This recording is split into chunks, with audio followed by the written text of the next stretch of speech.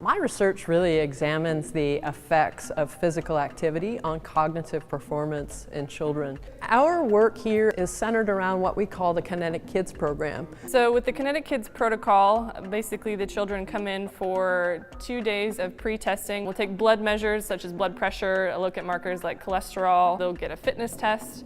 Then the second day they'll do some cognitive testing.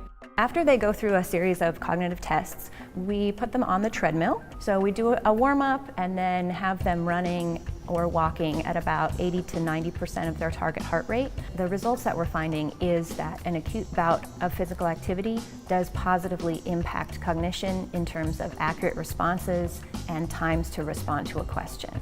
We can look at cognitive performance from an imaging standpoint. These are EEG data. After children sat quietly for 20 minutes, there's not a tremendous amount of neural activation, so they're not allocating a lot of memory towards a given task.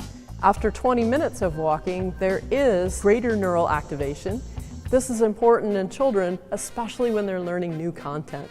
I think our most significant findings to date were actually a surprise to us. We thought that we were bringing in healthy children to participate, maybe inactive but reasonably healthy. And what we actually discovered is many of these children already exhibited risk factors that were similar to older adults. And the surprising thing that we're seeing is that a lot of these children who we thought would be healthy are showing markers for pre-metabolic disease, which would be a cluster of risk factors such as high weight, high blood glucose or blood sugar, and then also low fitness. Today we're actually seeing signs and symptoms in 5, 6, and 7-year-olds that they are at risk for some of these adult diseases in the early stages of their lives.